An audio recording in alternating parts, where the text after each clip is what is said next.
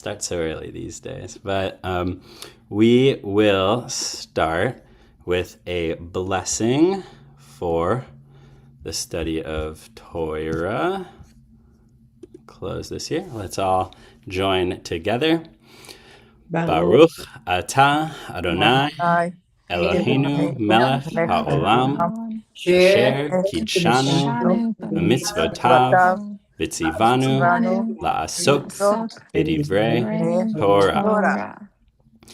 Blessed are you, Adonai, our God, sovereign of all, who hallows us with mitzvot, commanding us to engage with or to soak in words of Torah. So I know I feel like I'm still sort of soaking in whatever I ate last night, but I hope you are as well. And we'll do some brain stuff for now.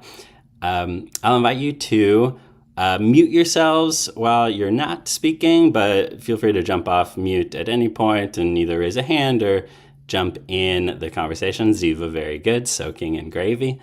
I wanted to start with a bit of a meditative exercise. If anyone happens to be near, there's a longstanding, originally Christian, but now we've incorporated it, Lectio Divina practice, which is to do sort of a divine reading exercise. You sort of read a smaller text again and again. But today I wanted to start with what Google Translate tells me would be called Petra Divina, a rock meditation. So let me pull that up. Make sure I've got this. Great.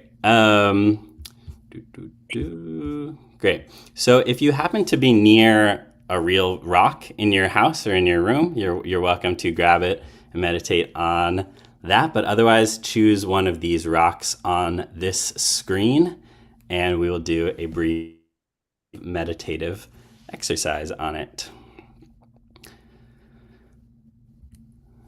So we'll do for a minute, we'll just sort of sit with these questions. I invite you to just breathe in through your nose and out through your mouth as you're thinking about these questions.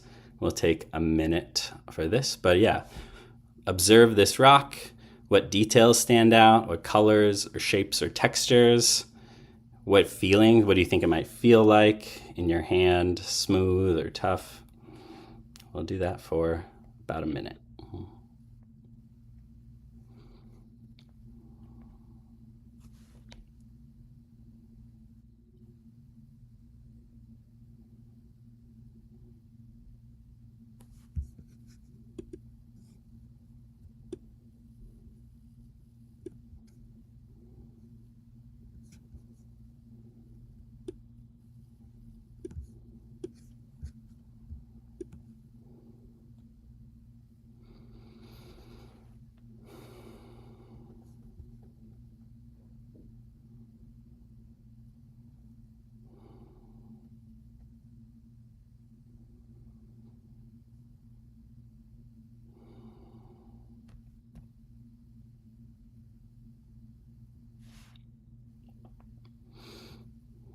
All right, hold on to whatever came up for you in that moment as we, staying focused on that rock, ask this second set of questions.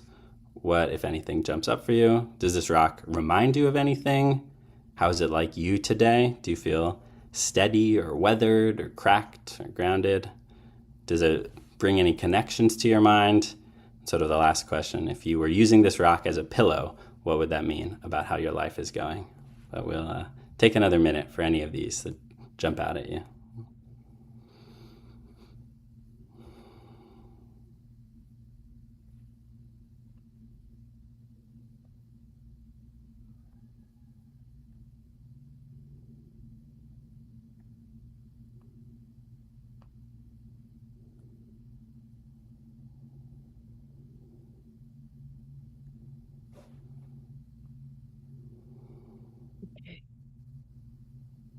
That's all right. About a minute.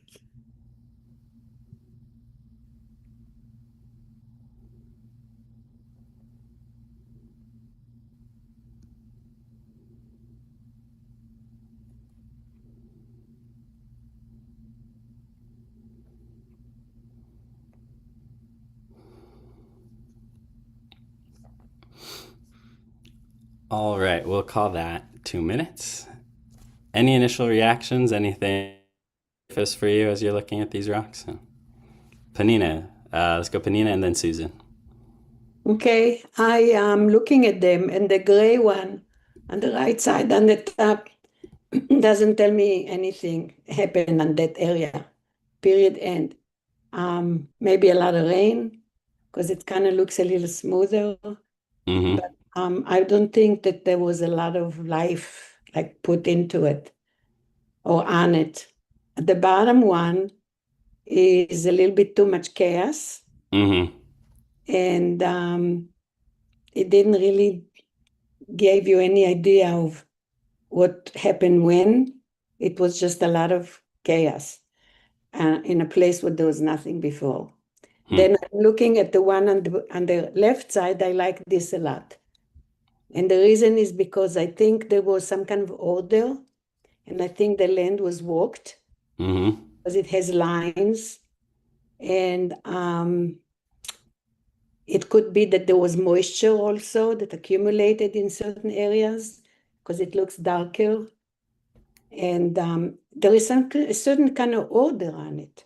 Hmm. And that shows me that there was more civilization maybe in that area. And maybe even the land was walked with whatever it is that they did there. I don't know what kind of machinery or hand tools, but yeah, that's about it. I gotta go and tell the gardeners to keep it down. All So, good. Mm. but this is what I found so much. Thank you. Yeah, great connections. Okay, Totally thank fine. you. We'll see you back in a second. Susan, what came up for you? And feel free to unmute yourself. Okay. Some of this is what we did in perceptual psychology. I'm to feel into a form. And so feeling in the gray rock is very smooth. The brown one gives some sense. What does it remind you of? Some shortbread or so. And the crystalline one on the right has an aggressive feeling. It's sharp and pointy. So there are different feelings to different rocks, and diagonals give some sense of movement, although a rock is stable. In terms of which rocks, the first thing it occurs to me is, and you flashed it subliminally briefly, but I thought before of this: Jacob put a rock underneath his head to sleep. And I've always thought, goodness, who would put a rock underneath his head to sleep? Now it elevates it, but it's certainly hard. So, and it wouldn't be this kind of the crystalline rock on the right. I think it's the most interesting because it has dynamic, pointed forms and different colors in it, but it certainly wouldn't serve as a good pillow, which the gray and the striped brown might. The brown one might be Jacob's rock because it has earthen colors, and that's a more soothing kind of situation. It's as there. What does it remind me of? The crystalline rock reminds me of primitive jewelry, and the other two, one on the left reminds me of flatbread because of the beige stripes on it. So I don't want to take all this time for it. So whoever has more to say. No, I appreciate it all, and bringing up the sort of like jewelry sort of opulence, but also like I think Panina used the word chaotic, and you used the what word did you use to describe the crystalline rock? It was sort of more vibrant, or there's more going on, not necessarily chaotic. But Merle, did I see you had a real rock in your hand? Yeah.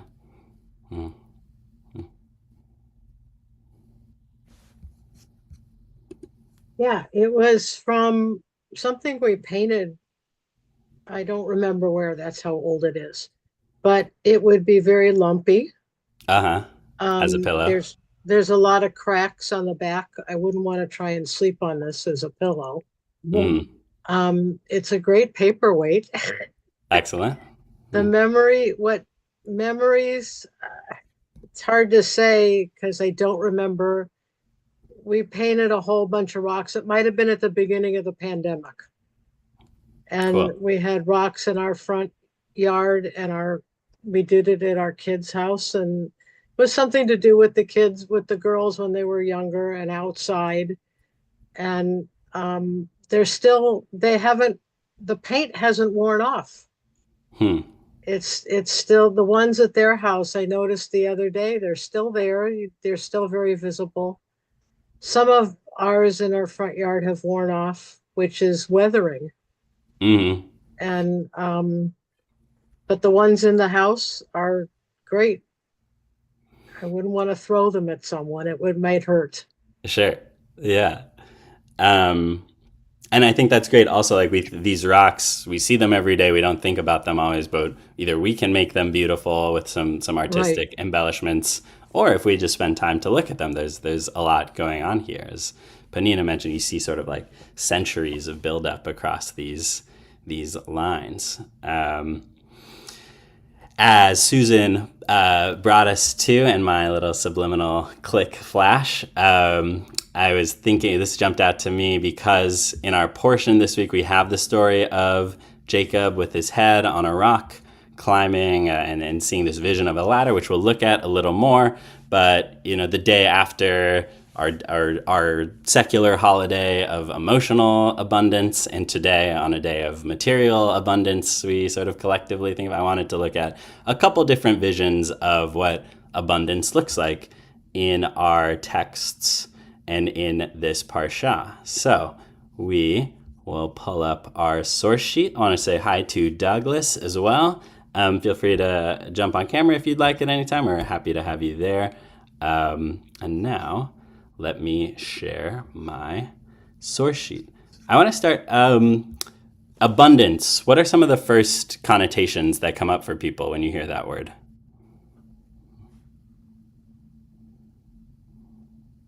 Well, abundance, one thinks of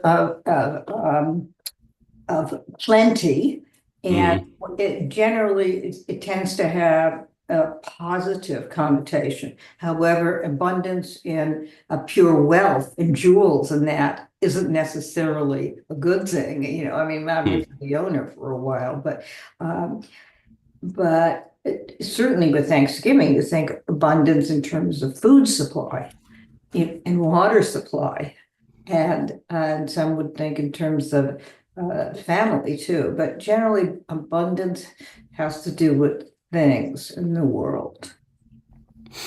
Beautiful. Thank you, Susan. Merle? It's interesting because the other day our grandchildren, who were 15 and 12, asked me what we were getting them for Hanukkah. Yeah. Right. And I said, one, you don't find out until it's Hanukkah. Two, Hanukkah is not about having all kinds of things. Or abundance, which I'm not sure they would get the message there, but it's fun. It's a holiday that's fun, and it's good stuff, but it isn't necessarily big things, abundance where it would be like plenty or money or whatever. It's things to have a good time with. Great. Thank you. Yeah, Brad? Yeah, I actually, my very first reaction brought me back to college and a political science class that I took back in the 1960s. And the topic was what formed the American conscience was this idea of abundance. And now today, 60 years later, that's really changed. We no longer are formed by that. In fact, we're threatened with scarcity of things, which was not part of our conscience 60 years ago. So it's a dramatic change. Contemporary, yeah. It feels different than the narratives we had before. Let's go back even older than 60 years ago to our Bible. Here.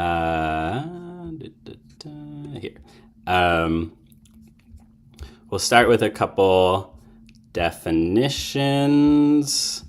Merriam-Webster speaks to some of what we already came up with. Abundance as an ample quantity, affluence, wealth, a life of a relative degree of plentifulness. So again, more of the sort of material piece that we were talking about. And then as we often look at Hebrew etymologies, so I wanted to bring this English etymology, which comes from Old French, abondance, and from the Latin meaning fullness or plenty, but literally the sense of overflowing, like almost more than you could feel in any way from this overflow. So I wanted to hold on to that as we start with our first example of abundance, the story of Jacob or Yaakov headed out. So just as a brief word of background, this is right at the start of the Torah portion here. Last week, as you may remember, are familiar, Jacob and his mother conspired to steal his older brother's birthright, the birthright of the firstborn son. Fearing for Jacob's life, Rebekah sends him away to go live with her brother in Haran, and he leaves despite having the promise of this blessing. He has just about nothing with him, Jacob, when he leaves his home, and this is where we pick up. Would someone read this, start us off with this Yaakov left?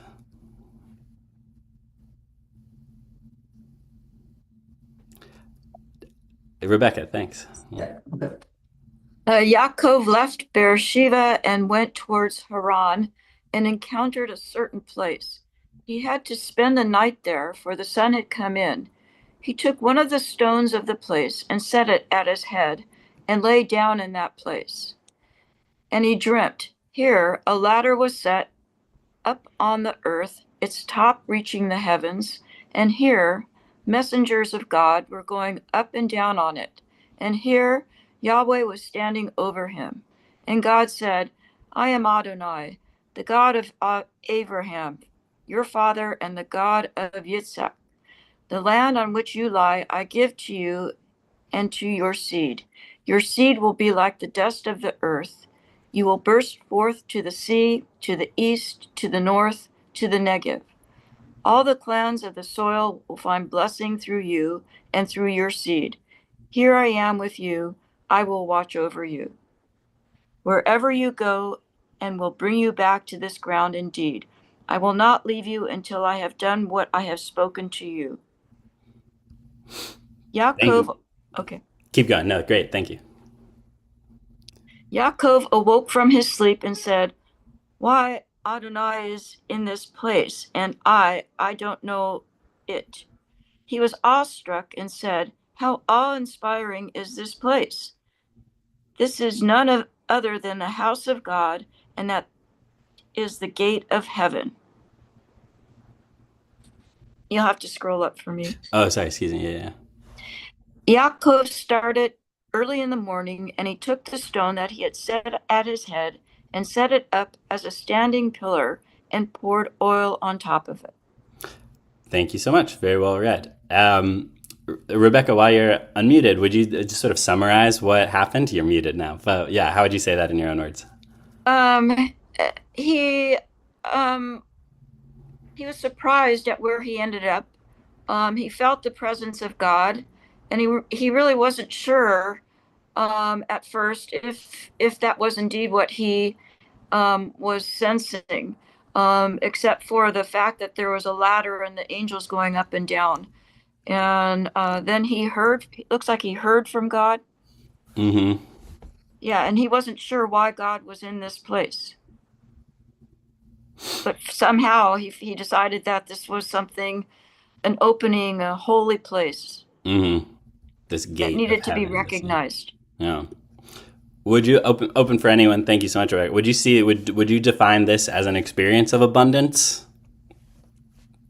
Me? Sure, or anyone else, but yeah.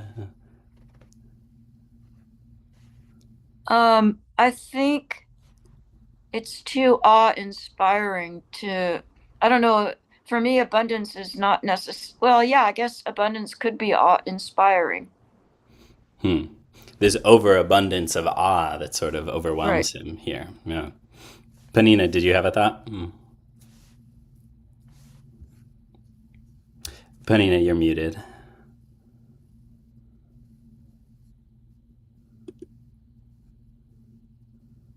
Am I muted? Now you're not. Oh, okay. I am kind of like going along with that idea that first of all, he found the presence of God. So the idea was that it may not be even in the same necessarily connection with the rocks, but the whole idea were that he felt God with him wherever he was. Mm-hmm. Even if it had to be sleeping on a hard surface, he still felt that God was there. And I think that this is really what's important here, that he didn't look at the rock as a sign. It was just a place to stay. But the presence of God was there with him, even in his sleep, Yeah. and all around him. So that's what I think the idea is, maybe. Beautiful. that, Yeah, no that no he wrong felt answers. that even if there was a stony background underneath his head, he still felt the presence of God around him when he was there. That's Great. what I felt. Thank That's you. the whole idea of Israel, that he was fighting with the angel, and then he decided that God rules. So there we go. Perfect. A couple weeks ahead. We'll get there in good Okay, well, time. whatever. There had to Perfect. be a beginning somewhere. Exactly. And let's go Brad, and then Ben, you put your hand down, but if you'd like to jump on, you're happy to, and then Susan. But Brad first. Yeah. Well, I'm not answering your question, All right. but I have a question of my own, and that is why this has a dream as a frame to the Mm-hmm. story, because it could have been, we could have had this story without a dream. He could have had as the other as our other ancestors have had, direct contact with God, but this is through the filter of a dream. And I wonder what that adds, or what that means for the story, that this is part of a dream. Yeah, it's a great question. Ben or Susan, feel free to respond to that, or what you were going to say before. Go for it, Ben. Ben, I was kind of thinking of your question, and I didn't see this scene as a scene of abundance. To me, the abundance is more things or stuff. Mm-hmm. You know, I have a lot of food or jewels or other things. Where this, yes, it's a very godly place, but I see the abundance more in this promise made by God. Mm-hmm. I will not leave you until I've done what I've spoken to you. And the way I interpret that is all that stuff I've promised you and everybody else in your posse, I'm going to be there with you until that all happens. And that is the abundance that I see. The abundance is only promised here. Is the presence of God an abundance as well, or is that But too? Yeah. I would just switch it. I wouldn't say promised. It seems like it's guaranteed. A little Cool. different. Guaranteed is pretty good. Yeah. I can always send those Amazon packages back. Sure. They're guaranteed to take them back. A security. Great. Susan?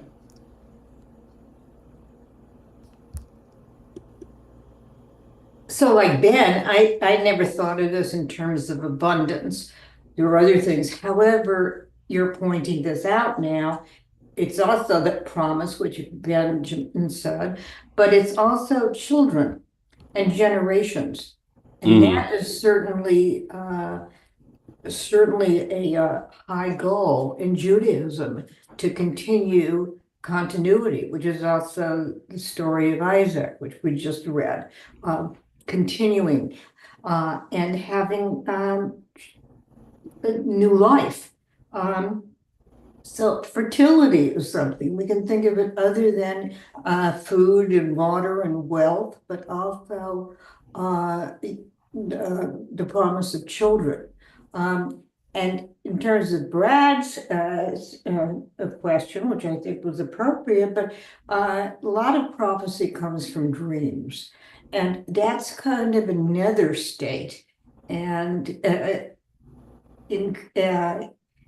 dreams can put you in, I mean, people have had strange dreams and dreams where they feel they've contacted some lost family member or something else. And a lot of future prophecy came in dreams. So it's a strange nether state. You're alive, but you're in a different place. Mentally, psychologically, and even physically. So I love it. Great. Let's get Rebecca and then Brad and then Panina. We'll get to you as well. Thank you. Rebecca. I think what Brad said about being in a dream is interesting because we really don't know what kind of spirituality or religion that Jacob and Esau grew up with. I mean, it's my feeling that Isaac was pretty much mum on his experience of not being sacrificed. And so I think that perhaps the only way that God could approach Jacob was through a dream, because I don't think that Jacob would have accepted something as direct as what Abraham got. You know, with the three men showing up and as angels and etc. I don't think that Jacob would have accepted something so direct, that it had to come through a dream, just based on the background of his father. Beautiful. We'll go Brad and then Panina. Thanks, Rebecca. Brad, go for it.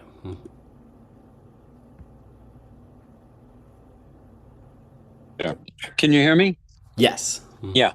You know, on this issue of abundance, when you showed the pictures of the rock and I saw that crystalline rock, my first response was I was thinking of Stendhal, the writer Stendhal, who in one of his books compares crystals and their development to the way that love develops. And I wonder if what we're seeing here is this unconditional love of God for the Jewish people here, you know, as expressed in this dream.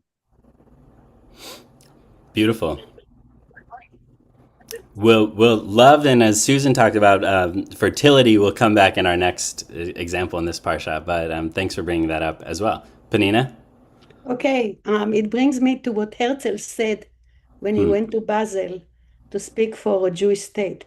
He said, Im tirtzu en zo agada. If you will it, it won't be a fairy tale. So I kind of like put it together with this Jacob's dream.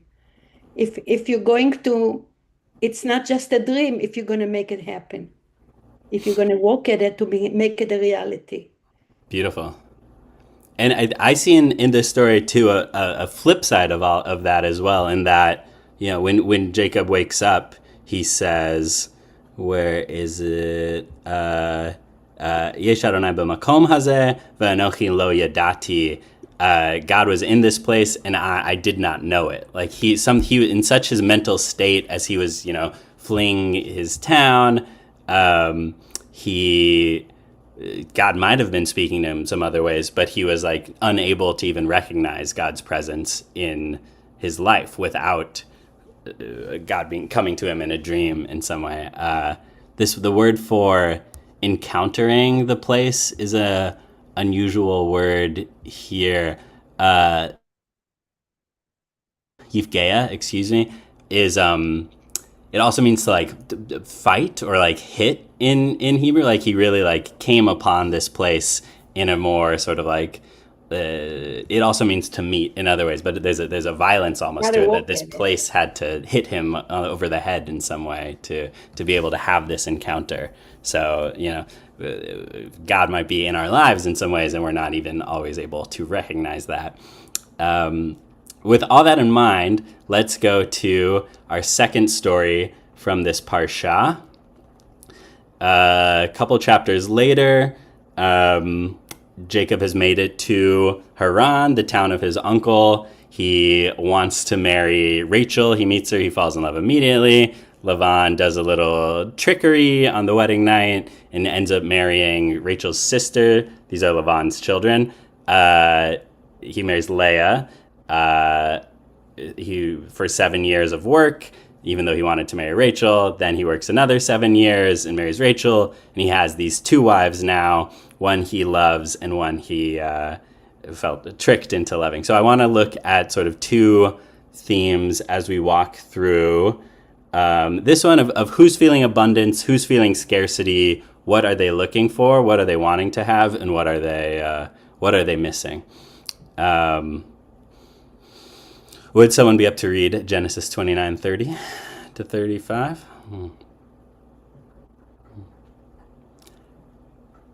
Can I tap Ziva?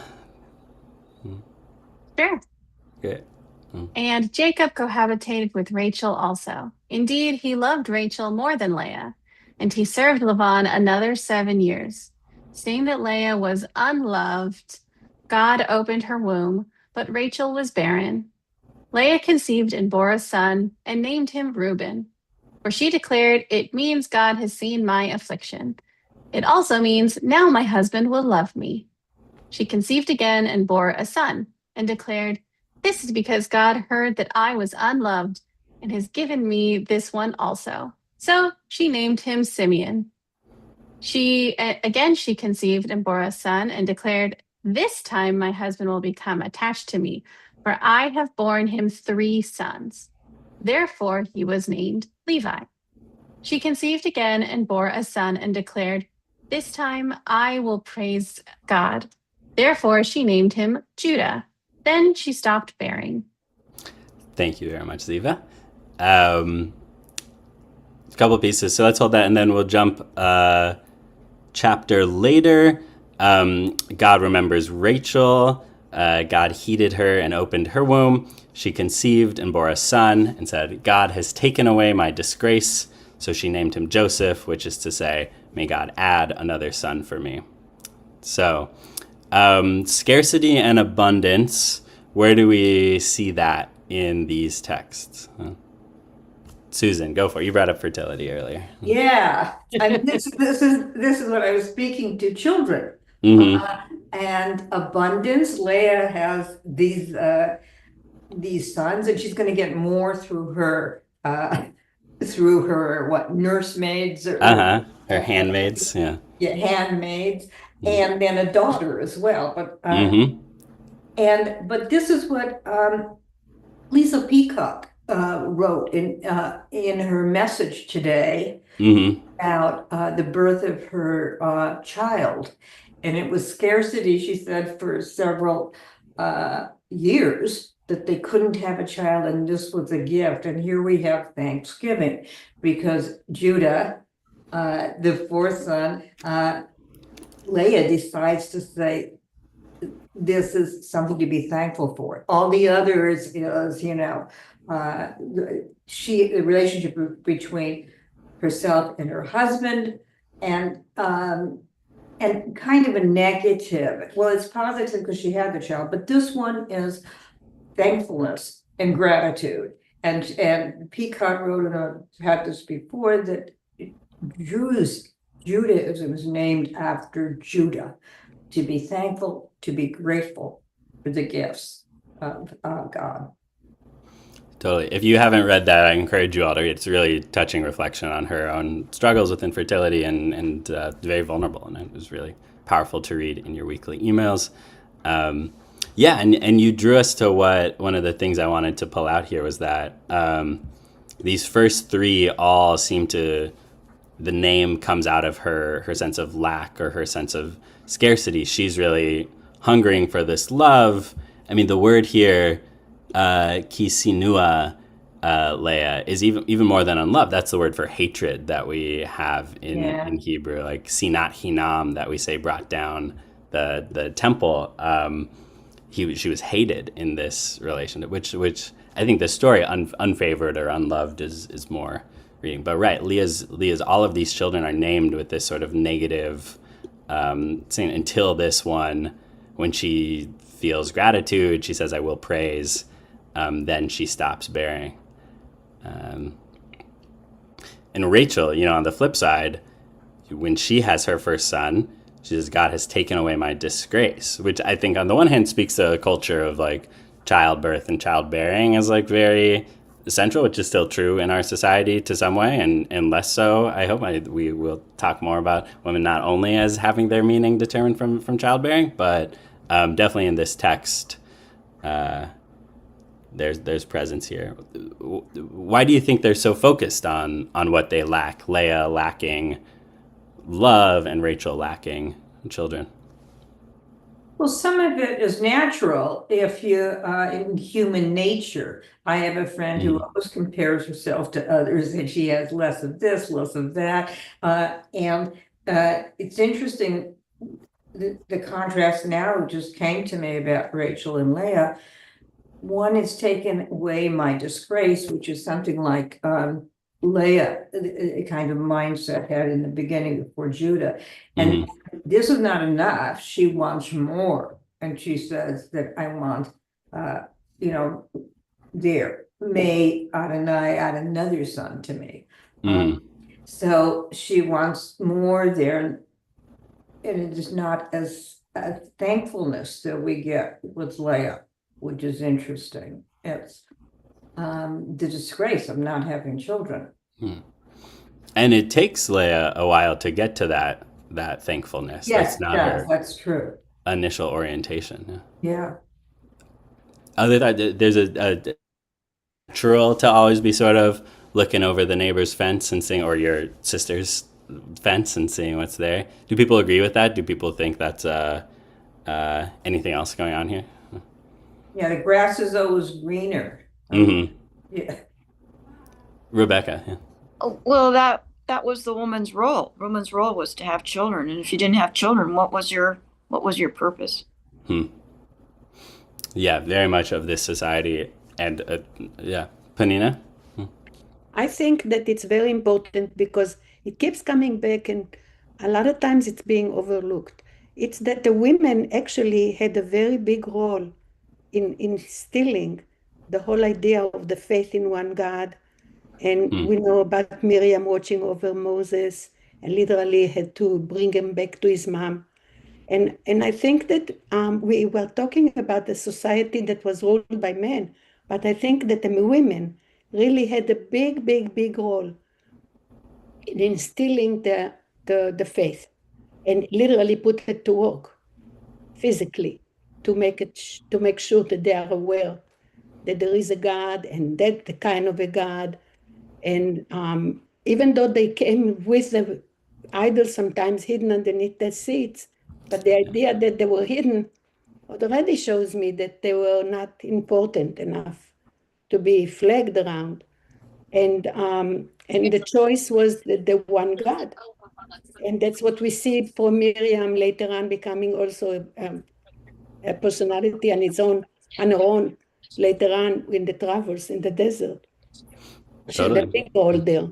So I think that we're not giving enough credit. We think it was a men's world, but we're not giving enough credit to the women when it came to instill the idea of Judaism and the one God. There's another side to it too. Great, yeah, Brad. Yeah, I think when you want, it's indicating that there's an emptiness that you're trying to fill. And I wonder how that, I'm curious how that might be interpreted in this reading. Yeah, I mean, I think that's sort of one of the core Buddhist ideas, is my understanding that suffering comes from desire, and it's that like sense of desire, wanting something that is really leads us to feeling that sense of lack or suffering in one way or another. Susan, were you going to respond to that? I want to piggyback on Panina, and I think she's absolutely right. In our mindset in the 21st century, we tend to think of the women's achievements are in the external world, and that's it. But there can be a sense of longing to have children. regardless, and they didn't have a corporate CEOs in those days, or rising stars in various outside fields. And I think we discount that, number one, perhaps an innate yearning for nurturance. And now that can come at being a teacher, a nurse as well, but also parenthood. And that's number one in the innate sense of nurturing. But number two is the role of the woman in the household. And that's a big factor, not only raising children, but how the house would be run. And very often men left that to women. So that's an important role that Penina, I think, rightfully brings up and addresses. Totally. I think we should neither minimize the emotional and serious labor that goes into that, and we should celebrate those roles that these women played in our history, and appreciate that there's so many more roles that women can play and that men can tap into those roles as well today.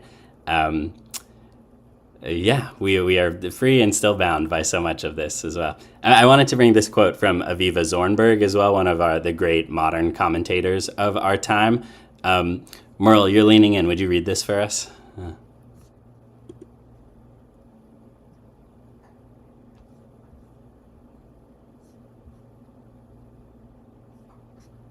Oh, no. We doubled up. Merle, would you unmute again? Right there. Perfect. Okay, I got it. Thank you. Do you want me to read the Genesis box? Oh, sorry. No, just this from Leah Aviva. loves Jacob. She names her children as a record of her changing relation to her husband. Jacob loves Rachel. While Rachel's main passion is for children, essentially all the protagonists must want what they cannot have, in the sense that the compulsion of desire continues to drive them even after the apparent resolution of marriage. Aviva Zornberg. Perfect. Yeah, I think this goes back to some of what Brad brought up of like, how does this suffering, how does this sense of lack of want like continue to drive them? Brad, do you have any more thoughts on that? I think that was a great question that you raised, and wonder if you're reflecting more on that. No, Great. I don't, but I think it's this side. I don't know. I've been thinking about this idea of, the emptiness inside of us when we want to fill it with satisfaction of our wants. And, I think so many of us are feeling very empty today. So I know I am. So I think it's a very contemporary issue. How do you read that sense of emptiness? Do you read that, if I want to put that in conversation with Jacob in our first story of sort of moving through life, not feeling God's presence and suddenly becoming aware through this dramatic moment of like finding a sense of, if not abundance, some sort of like spiritual promise or security?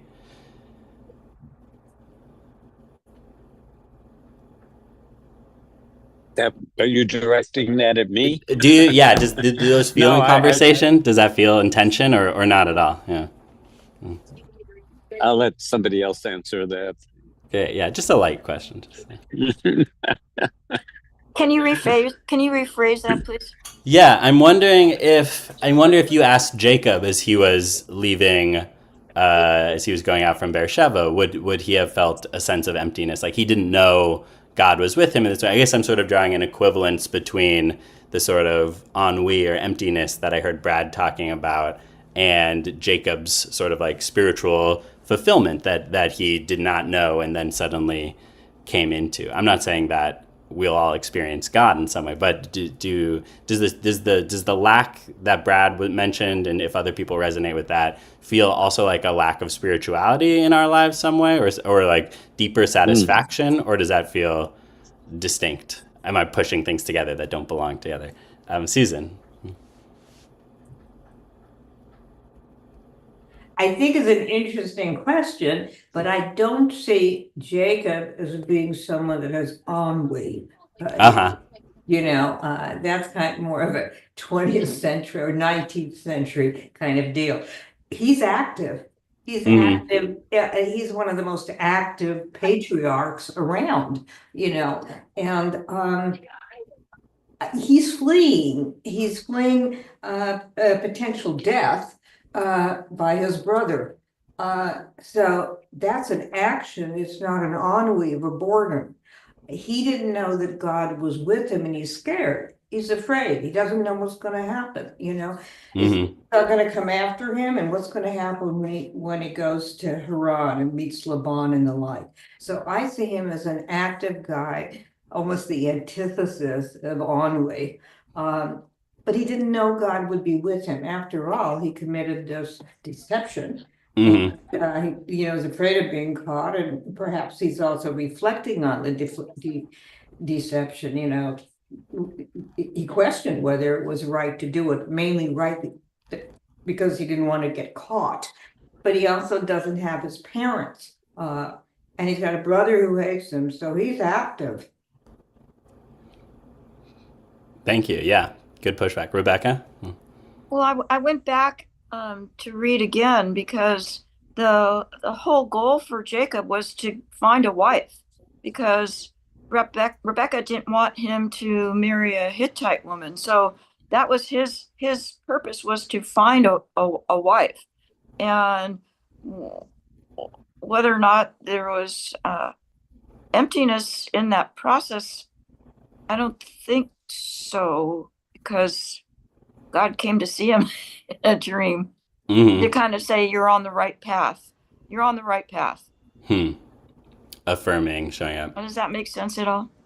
I think so, yeah. Like there's this validation of the quest. Ziva? I was thinking that in terms of abundance, we have this promise to the patriarchs that their seeds are going to be numerous, like the sand, like this is a promise that we've seen before. And yet Abraham, basically 2 sons, Isaac, 2 sons. Nobody would say that's as numerous as the sand or the stars. But Jacob, his lineage explodes. He has so many kids. He ends up with lots of wealth. He ends up with lots of wives. He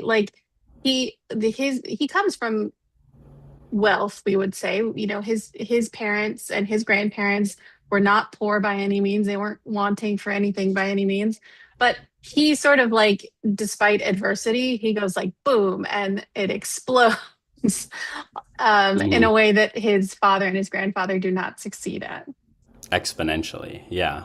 Through that lens, he hits it. No. Brad, is this getting to the kind of emptiness you talked about? Yeah, go for it. Well, I'm thinking of Viva Zornberg's quote, Leah wants something that can't be satisfied. Rachel wants something that can't be satisfied.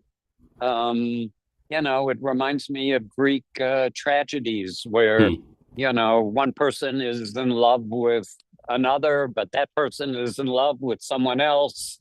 And that, that sense of emptiness that causes when your desires can't be fulfilled.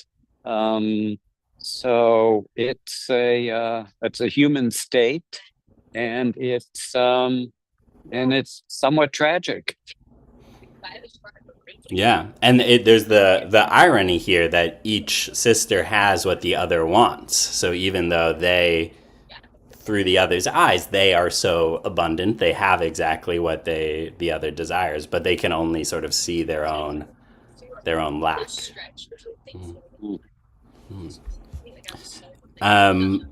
For me, some of the things that have always brought me to Jesus, and part of the reasons why I'm on this track that I am, is this sense that there is a a sense of meaning, and like not just the focus on the physical abundance, but the sort of that sense of purpose, like beyond of what we're doing, and that Judaism asks us to ask those sort of questions. So in closing, I wanted to share a message from the Karsh Center that some folks might have seen this week. We had our big give last week where we gave out 1,000 meals to 1,000 families coming through the parking lot, and it was really I played a small role in that, but it was great to see so many people giving back. And this message went around just before Thanksgiving, and maybe we can read it to as a mode of ending. So from our other feast holiday in Passover, we have this sentence: everyone who steps into our food pantry is greeted by a message written on the wall in English, Spanish, Korean, and Hebrew. Let all who are hungry come and eat. Rooted in the ancient Passover tradition, these words beautifully capture the essence of what the Karsh Center strives to embody every day. Yes, we offer nourishment, fresh food, warm meals, and essential supplies, but the quote also speaks to a hunger that lives beyond the physical. Even when our basic needs are met, many of us long for something more.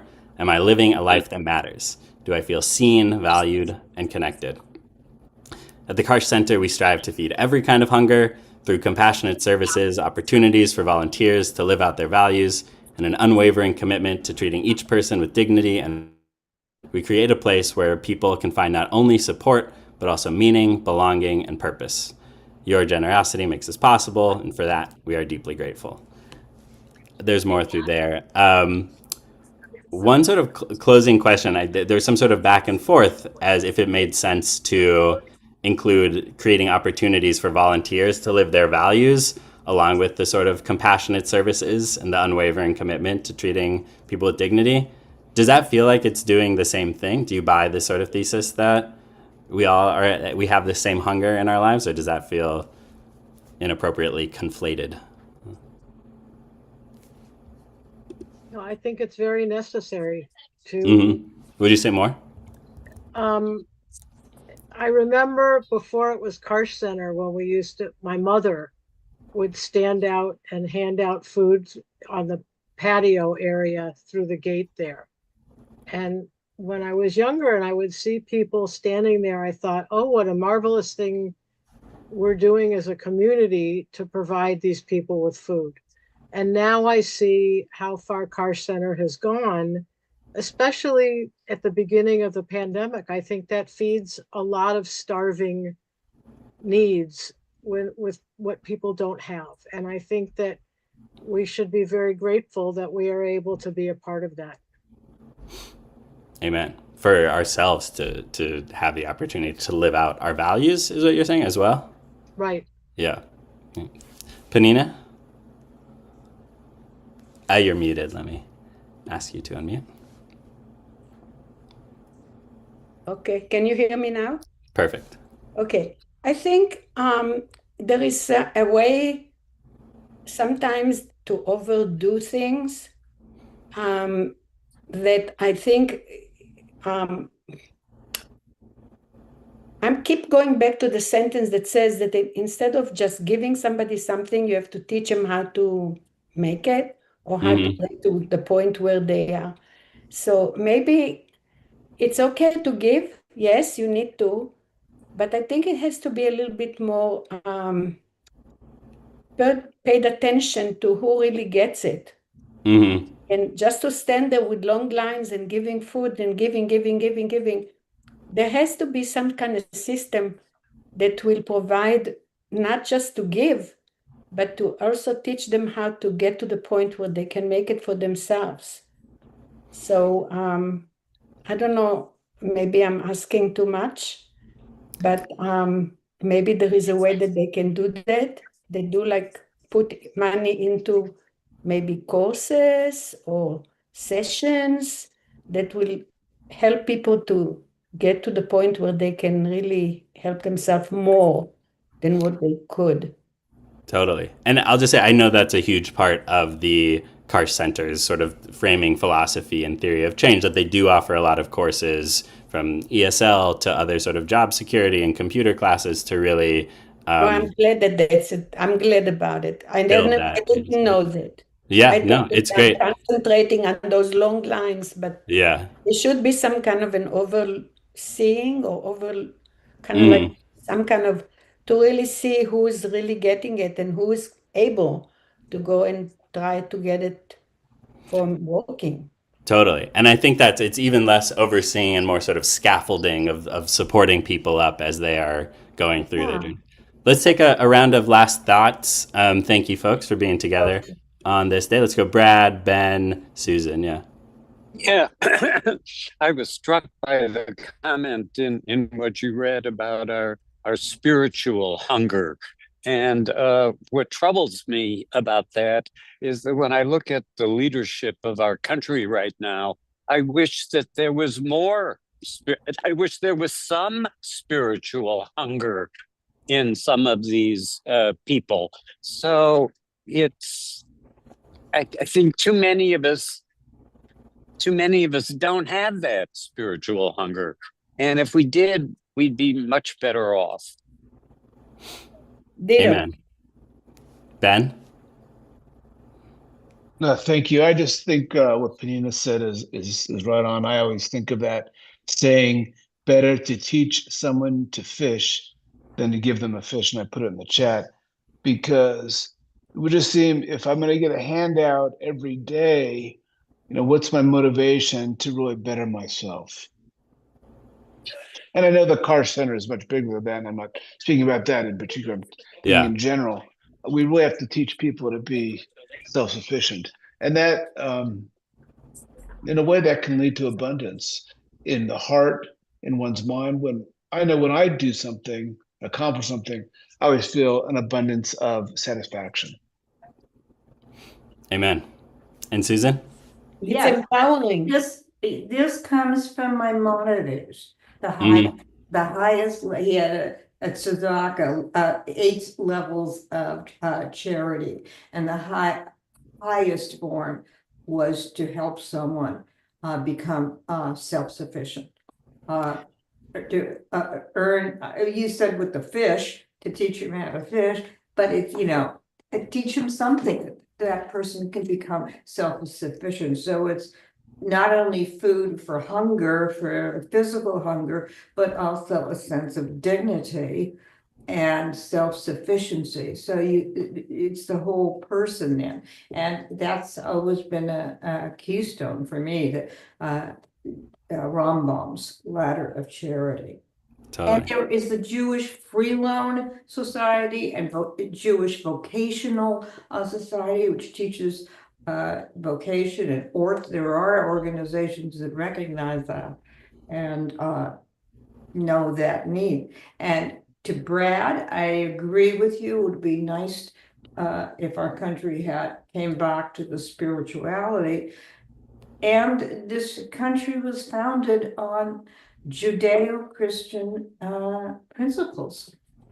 And I think, we've kind of come away from that, and it would be nice to get back to it too. So much more. I hate to cut people off, but I wanna let anyone go who needs to go here at 104. We could have a whole nother rich conversation just on this today, but thank you so much for coming together on this season of abundance, and have a great rest of your Friday. Shabbat shalom. Thank you. Shabbat shalom to all. Thank you, Shabbat shalom, everybody. Very good. Excellent. Be happy and healthy, everybody. Amen. Thank you.